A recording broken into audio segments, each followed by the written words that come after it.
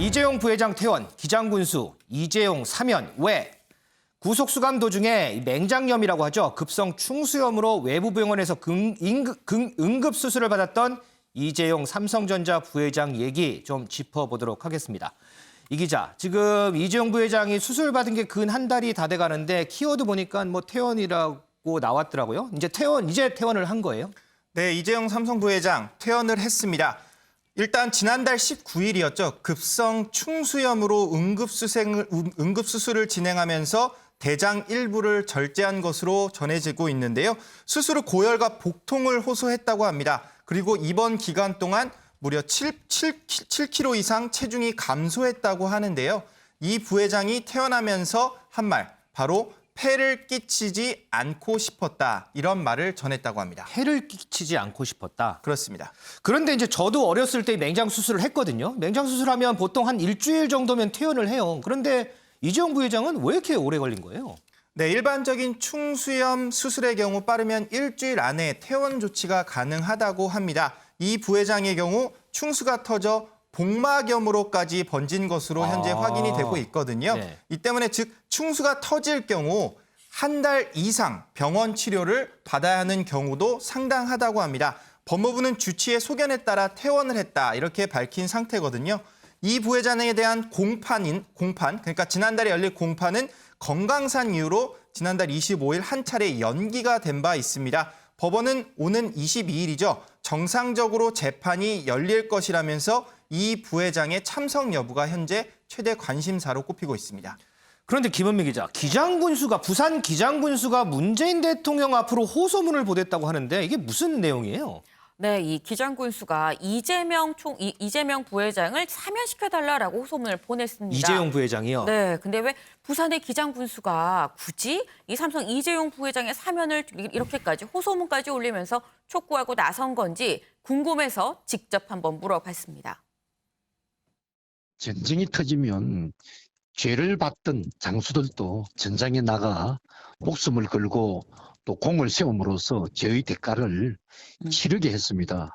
어려움을 겪고 있는 이 대한민국 경제전쟁에 이재용 삼성 부회장을 참전시켜서 죄의 대가를 치르게 해주실 것을 제가 대통령님께 간곡히 호소했습니다. 예, 지난 2월 1일에도 제가 보냈죠. 관계 부처에 그 내용을 전달해 드렸다는 내용이 어떤 청와대의 어떤 답신을 받았습니다. 지속적으로 저의 진정성을 담아서 대통령님께 사면을 호소하는 상소문을 계속 제가 발송할 계획입니다.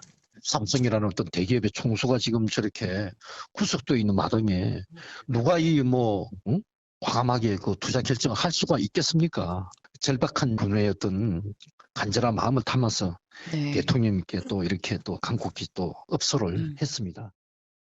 네, 지금 들어보시면 기장군의 큰 산업단지 조성을 추진을 하고 있고 그 안에는 반도체 클러스터가 들어있다라고 얘기를 합니다. 네. 그런데 이제 삼성이 이제 세계적으로 반도체 회사로서 1위, 2위를 다툴 만큼 굉장히 큰 회사인데 여기에 이제 삼성이나 뭐 다른 등등을 비롯해서 어쨌거나 이게 반도체 클러스터를 만들려면 이제 투자를 결정을 해야 되는 건데 이런 긴급한 결정, 상당히 중요한 결정인데 총수가 안에 지금 구속돼 있는 상황이면 과연 이런 걸 결정을 할 수 있겠느냐라고 지금 얘기를 하고 있습니다. 그러니까 다시 말해서 이재용 부회장이 구속돼 있어서 지금 기장군이 피해를 입고 있다라고 얘기를 한 건데 이 기장군수 아까 들으신 것처럼 이번 호소문이 처음이 아닙니다. 두 번째인데 네. 만약에 이번 호소문에서도 어쨌거나 사면되지 않으면 어떻게 하실 겁니까라고 물으니 앞으로도 그렇다면 진정성을 담아서 계속해서 호소문을 보낼 생각이다라고 얘기를 했습니다.